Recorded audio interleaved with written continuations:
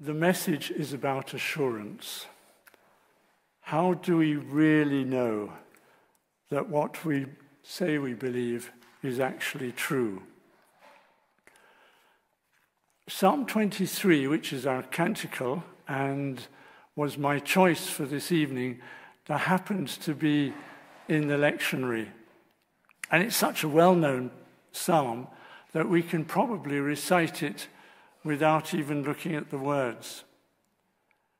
Interestingly, though, it comes after the cry of Psalm 22, which begins with the words uttered by Christ himself on the cross in Aramaic, Eloi, Eloi, lama sabachthani, which means, my God, why have you forsaken me? Why are you not with me? Where have you gone? And it continues, this psalm, with a lament of despair. Yet Psalm 23 describes an idyll in the countryside where nothing, absolutely nothing, is missing. So how do we come from Psalm 22 to Psalm 23? It's all very well to jump into Psalm 23 and forget about Psalm 22. But I'm sure we've all had moments, even periods, when we've been fully in Psalm 22 and nowhere near Psalm 23. Psalm 23 describes this idyll where nothing, absolutely nothing is missing. But you'll notice this is even when things don't quite seem right. Even when the threat, the shadow, the darkness, the oblivion of death threatens. I'm take a moment to recount an episode which occurred to give this some sort of context. We were at our Christian camp, which Marilyn has described, in Zimbabwe last year in August, and with some friends who are long-standing supporters who live in Oxfordshire, we went off to a game park to see if we can find some animals to look at. And one of the lodges, well, many of the lodges in the main game park in Zimbabwe have been rather nicely done up and now privately run. So this was really quite an idyll, this place. Superb location, wonderful setting, you can imagine it. Elephants wandering around, and you really felt, wow, this is where I like to be. We decided on the morning that we'd just go for a small drive and see what we can see before going for an evening drive later on in the day. And unfortunately, the signposts in the park have seen better days, and many of them are illegible. Some of them are even in the wrong places. And we went on a road that wasn't much used, which was a mistake of mine. We then found ourselves crossing some streams and small rivers, and on the way back, we got stuck in mud in the river. Now, with no tools really to get ourselves out of the mud, we tried all sorts of things. We really didn't succeed. After about 4 hours of trying, there was obviously nothing doing.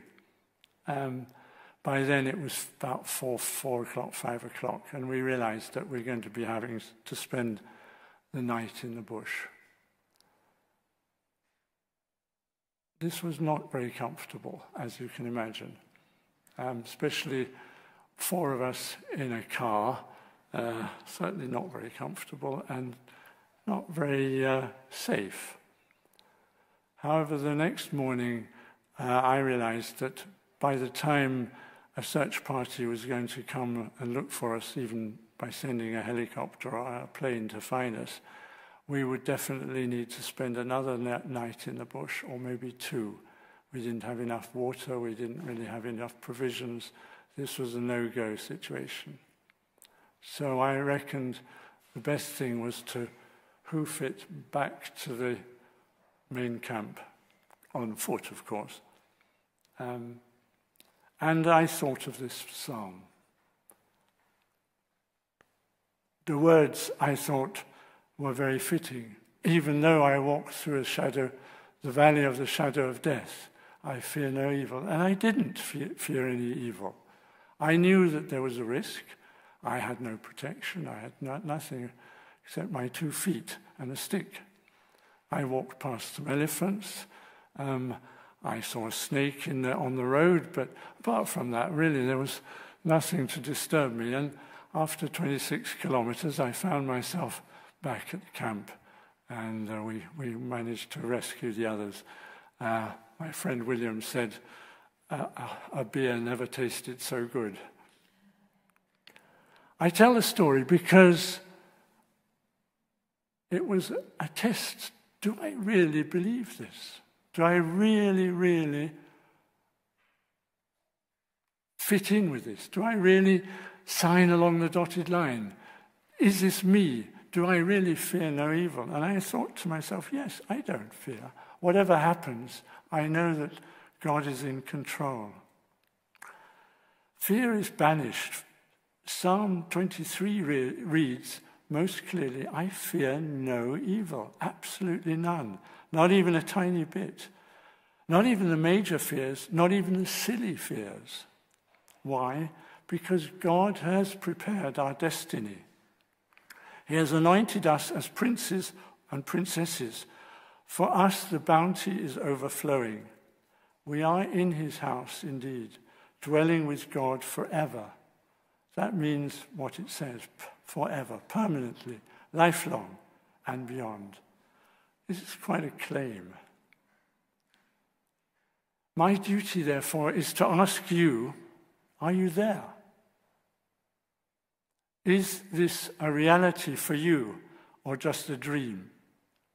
Do you struggle to believe, or have you put thinking about this on the back burner?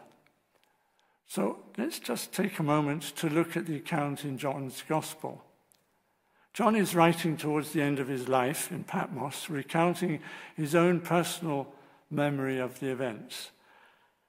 And he writes that this is his personal testament. In chapter 21, the last chapter, verse 24, he says this is his authentic statement of truth, his testimony. What he says is actually what he witnessed, what happened. And he wants to tell people about it. Now, after the stories had spread about Jesus' resurrection, he tells us that the disciples met, but they were scared, locked together in a room for fear of the Jews. Not exactly the mark of triumphant followers. Indeed, doesn't it make us think how we would react if it was dangerous, even officially treacherous, to meet for church? But Jesus was there, as he always is with us. And indeed, he is present with us now.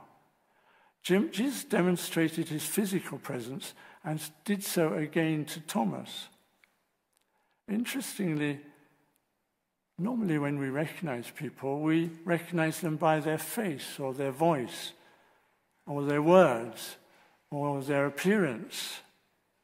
But it wasn't this that Thomas demanded. It was the evidence of the crucifixion. Jesus was probably not a terribly outstanding-looking guy. Indeed, even Mary mistook him for the gardener, and Mary knew him well. It was the physical evidence of the crucifixion that was crucial. Thomas needed no more to recognize Jesus as Lord. And in fact, the account doesn't even say that what he did with his hands. He didn't put his hands, perhaps, in Jesus' side, as he wanted to. The seeing of Jesus was enough. He knew straight away. There was no more need for examination or inquiry or testing. And it is indeed quite possible for us to fix our own terms when it comes to belief, to remain skeptical, to demand more evidence, even in front of ample proof, and even in front of the evidence to say, well, but how about? You know how it is. We're often not quite as coolly rational and objective as we'd like people to think. But belief is not based on blind acceptance of a string of dubious possibilities. It comes from a genuine trust in people's witness, those of our contemporaries and those who are there. John is writing of them. They knew as we can know now. They recognized Christ crucified and Christ risen. Sure and certain they knew. The truth of Christ crucified has to go with Christ risen, always together. The one is meaningless without the other. So it's for us to learn, why did he die? What did he achieve? And what does this mean for us?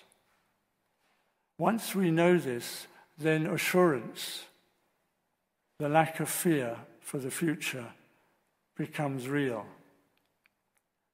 We can then claim with Psalm 23, he guides me along the right paths for his name's sake.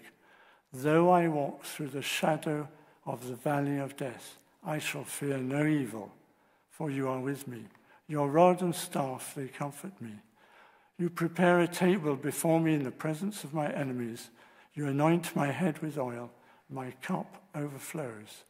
Surely your goodness and your love will follow me, will pursue me all the days of my life, and I shall dwell in the house of the Lord forever. Amen.